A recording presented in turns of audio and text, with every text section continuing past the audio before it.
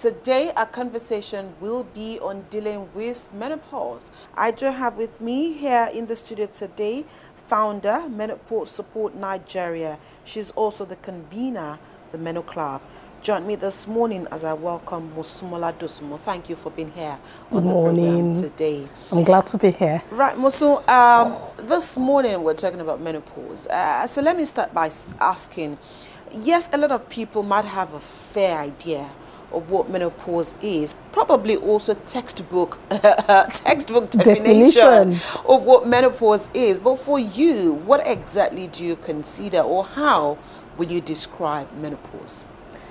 To the layman, the simplest way to define menopause is systematic body change. And there's nobody that comes to this earth that does not have his or her body system changing. Right. It's a natural occurrence. Okay. It's natural. So it happens to both men and women. Gone are those days when people say that menopause, it's a woman's problem. Oh, okay. Menopause is not a woman's problem. They probably say that because they lack knowledge. So it's a two-way thing now. Both men and women. Oh, yes. Face menopause. Both men and women, our bodies change. Okay. Perhaps maybe in men it probably would not be called menopause. It's called andropause.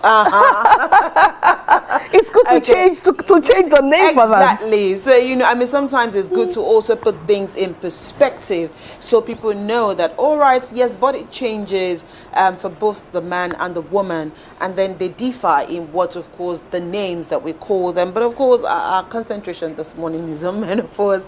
All right. So, I mean, again, you did say systematic body change, and you think that that's to the layman. I bet you that's probably not as as simple as it should be. So when you say systematic body change, what exactly are we talking about? Because some will say, oh, with menopause comes the cessation of periods, monthly periods for women.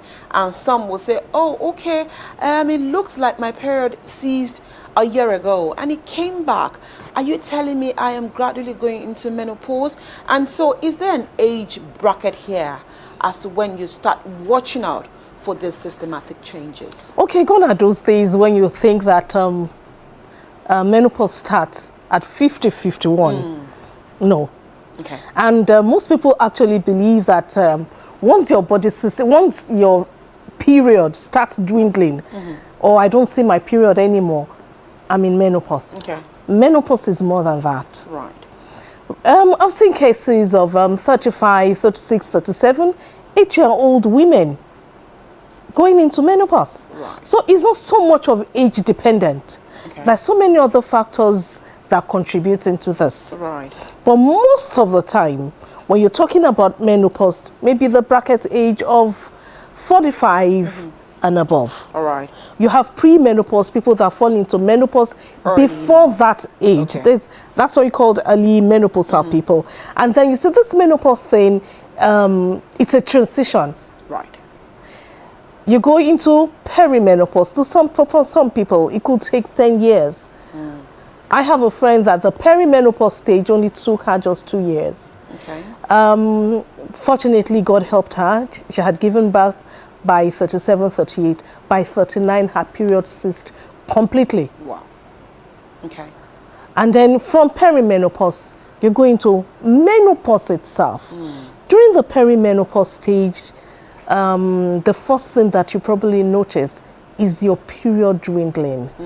And that's what most people call menopause. Okay. No, it's more than that. Right. Your period starts going down from, let's say, 4 days, 3 days, 2 days, and finally it ceases. And that can take as long as 10 years. Right. For some people, 2 years. For some people, 6 months. For some people, 6 months. So it varies. It's not age dependent. Okay. And then for some people, rather than the days going down, you see the days Increasing. the flow increases, Wow. the frequency increases. Wow. That's very detrimental. And you see, if you fall to that age and that group and you can't handle it, you need to see your doctor. Okay. But you don't need to panic. All you need to know is that my body is changing. All right, and so there's a process to these things. Yeah. So let's look at, I mean, you've just given an explanation as to how some of these things do manifest. And so there's usually a period where, of course, it's more or less like your warning period. Yes, like, yes, like, you're right. Yeah, warning period, like, hey, look, there's something going on here. But oftentimes, we also do not pay attention. You don't pay attention. We don't pay attention, and we just assume, okay, maybe I'm stressed. Maybe that's just how it's going to be this month. And before you start taking note, it's probably maybe 6 months or a year. And then it starts dawning on you that, wait a minute, it looks like I haven't been paying attention here. Could this be what's going on with my body? So aside, of course, the dwindling of the period, are there also other things that you might experience as a woman here that may also trigger or give you that sign that perhaps I'm getting to that phase where I could be going into menopause? Okay, apart from the age, and we're talking about the signs and symptoms here. There are more than 65 signs and symptoms. The most important thing is for you to know that once you're getting to like 40, you have to be sensitive to your body. And you have to consciously look out for the signs. Right. Some people at 50, 52 don't experience, but majority, 75% of people experience it. Okay. And this changes they have to do with the estrogen level. When the estrogen, there are chemical substances in the body. When they start going down, they affect every organ of the system, every tissue. When it affects the brain, the hypothalamus, you experience hot flashes. When you're in the AC, you start feeling cold. And when you're outside, you start feeling. So you know that, and then you sweat profusely. When you go through that, that tells you that there's something happening to me. Okay. And then what you need to do to seek knowledge. When it affects your digestive system, you have constipation or you have diarrhea. When it affects your eyes, it starts getting dim. Then when it affects your sleep, you have insomnia, you are just irritable and you can't sleep. And then it affects the mood. You become cranky and you wonder what is wrong with me. And then you experience depression. I went through depression for 2 years and I lost my mind. It was really bad. And I didn't know I was going through menopause. Then it affects your skin. It becomes dry and scaly. Okay. It also affects your mouth. When the estrogen level affects the taste of your taste buds, it's terrible. Really it gets really, really bad. So every tissue, every organ of your system is being affected. Once you have the knowledge of that, you don't run around. But you see, the unfortunate thing is that in this part of the world, we don't have knowledge. And we don't go to the hospital. Even when we get to the hospitals, our doctors don't know what is going on. They don't know what is going on. Oh, wow. That's a big one, because again, if you do not know, how then can you help somebody who's actually going through some of those things? I guess also that's why there are support groups such as yours. Of course, let me ask you this question. Also, yes, you might think that there isn't knowledge, but also on a daily basis, more people have been aware. Yes, and the they're awareness is getting that better. information and also going the full hog at finding this information themselves. But are we also out of that era where women also do not want to talk about some of these issues? Are we gradually getting to that era where people will willingly want to share what is going on? Things are changing. People like talking about their experience. When I went through mine, there was nobody for me to talk to. And I started the support group, the Meno Club. And right now we have over 3,000 people on the support group. We talk about what we go through. We share experiences. Even if you don't know what is wrong with you, by the time you listen to somebody else's experience, you come to realize that, I went through this last week. I went through this. And then you come out to talk about it. So the awareness is getting better. Many women, gone are those days, many women are coming out to talk about their experiences. So that makes things easier for us. Right. All right. Let's let you know that you can also be part of this conversation. Should you have a question, an observation or comment, or you'd like to share your experience with us on the program, we're open to such comments today. The numbers to send your messages to are on your screen. We ask that you please send us an SMS or a WhatsApp message. Please do not call those lines. They're only to take your messages. And of course, Mosun is here to give more insight to some should you have questions to ask her on the program today. Are there medications, of course, for this issue? Or is it one that, of course, once you do know what is wrong with you, perhaps you only get to treat this with therapy or by talking to other people, or are there medications for menopause? Okay, let's talk about the management of Okay. The management of menopause is symptomatical. Symptomatically. When you experience pain, what do? You use analgesics. When you're constipated, you change your diet. Okay. When you have memory loss, what do? You get a sheet of paper, a jotter, put it in your bag with your biro. And that's really critical, because of course if you have dementia or you have memory loss, and then you have to constantly be around people. Isn't that also? Yes, it could be dangerous. But you see, the most important thing is this: once you know that, okay, I'm going through menopause, my hormones are down, it's not a big deal, I have my jotter and my biro here, okay, I get, when I make mistakes, I tell people, okay, you make fun out of it. It's no big deal, it's nothing serious, but you can manage it. Family support here.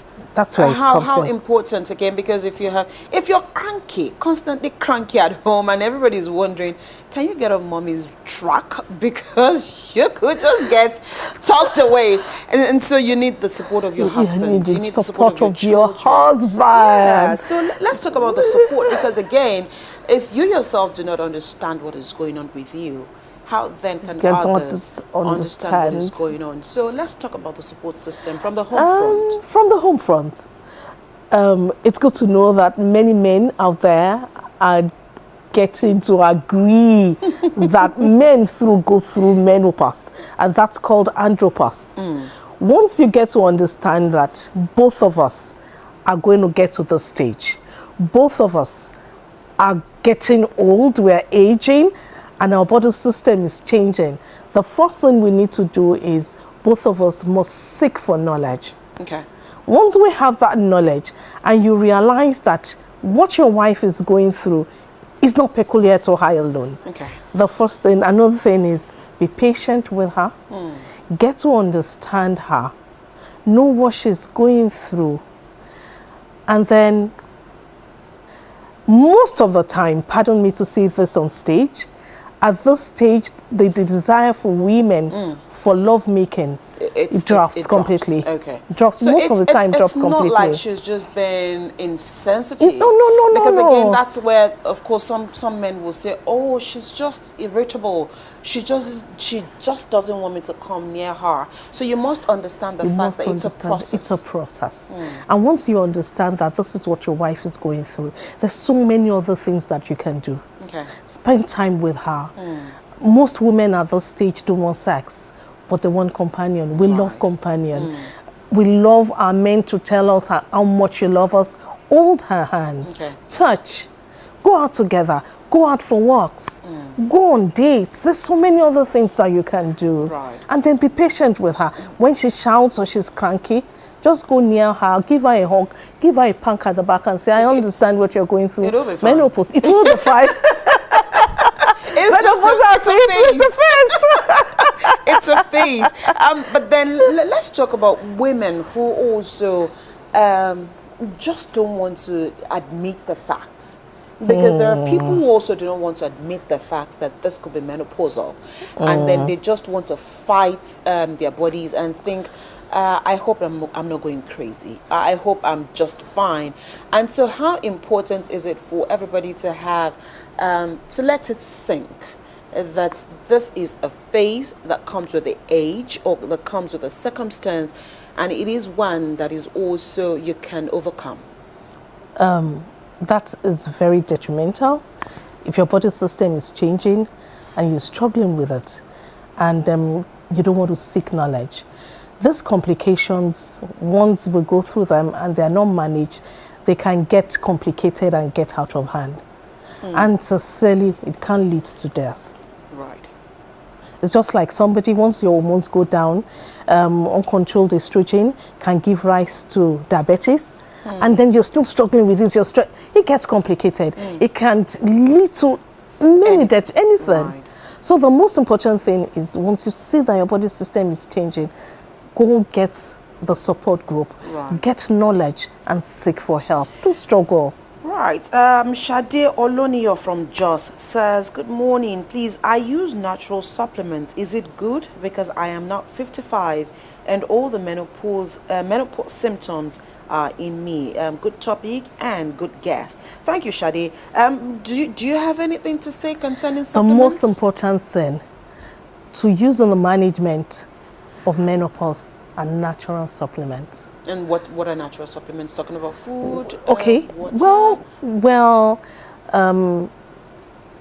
when apart from diet, Okay. the supplements that are very, very natural: ginger, Oh, okay. turmeric, date, honey,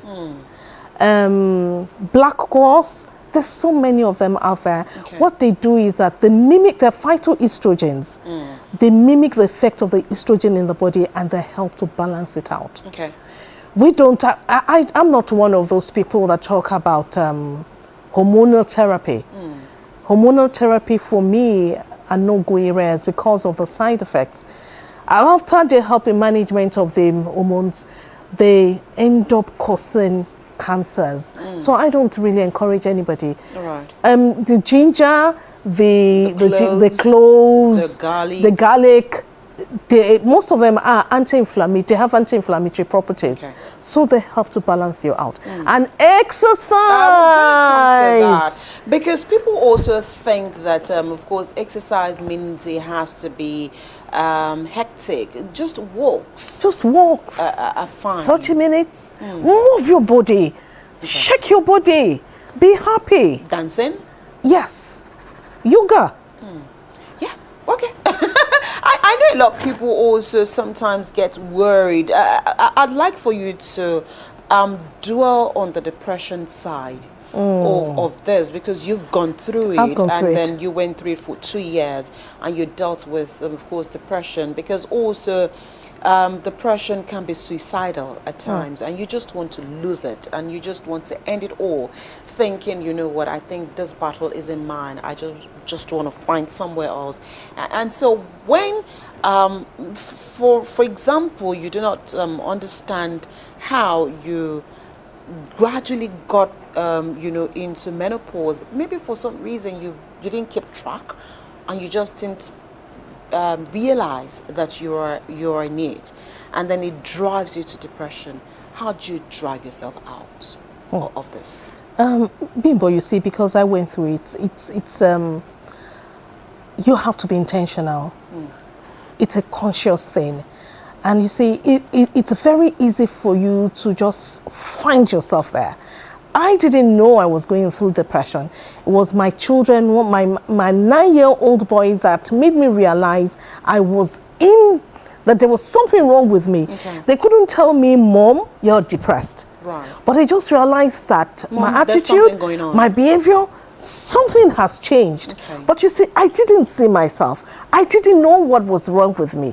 So I brought out my laptop and I went through the signs and symptoms of, I just heard the word depression. And I went to look for the definition. And out of 15 signs and symptoms, I was going through 13. The first thing I did is I brought myself to the realization that I have a problem. Okay. So you had to admit. I had to admit I have a problem. Okay. And then the next thing, I need help. The next question, where do I get this help? If you're out there and you know the people have been saying that something is wrong, or you yourself, you have realized that you need help, go look for help. Okay. There's so many places where you can get help from. Right. Psychiatric hospital is there. Well, I know some people say, oh, but I'm not mad. Bimbo. Yeah, I'm just saying. I'm telling you, I was supposed to go to psychiatric hospital, but you see, I thought to myself, how can you hold me? How can I go to psychiatric hospital? Right. They will say, Mutiya were. I know. Were to wash, you know? I mean, the stigma is really bad. But these are just the reality. It's a reality. You just must find that help. Yeah. And so people must also get that at the back of their minds that you really do not need to be mad. It's not only mad people that go to psychiatric hospital. But of course, you know the kind of setting we are, and so they'll ask you, "Are you sure you're coming from there?" As a medical person, I didn't go there, but sincerely, the things are changing right now. Though. It helped. What helped? I mean, you admitting the fact that you had a problem. Oh, that was what helped me out. Right. And a friend of mine, God bless Tutu Balogo, she's a pharmacist, and then she helped me through what I call talk therapy. Okay. I could talk from morning till night. But you see, because I realized that I need help, I was looking for help. Right. She will come sit with me, and then she will listen. Even though you were ranting. All she was doing was just listen. She could stay with me for 4 hours, right. And I will be talking bimbo from morning till night. It was right. That was what helped me out. Let's take Judith's message here, and perhaps maybe there's some kind of help we also can prefer for Judith here. Judith says, "For me, sometimes I don't sleep for like 4 days in a month. That's bad. And this has been like this since I entered menopause. I don't think and keep peace all the time, but every month I experience this. Am I safe, please?" Judith, you're not safe. Judith, you need help. Okay. This can actually lead to psychosis. Okay. You need to go to the hospital, Judith. Speak to your doctor. If you don't have a doctor, I don't know where you're calling from. Go to the nearest. She's calling from Abuja. From Abuja, go to the nearest pharmacy. They will, I'm sure, they will help you. Then you need supplement. There are some supplements that have natural herbs that help to relieve insomnia. Okay. You can call me once we're done. I might be able to help you.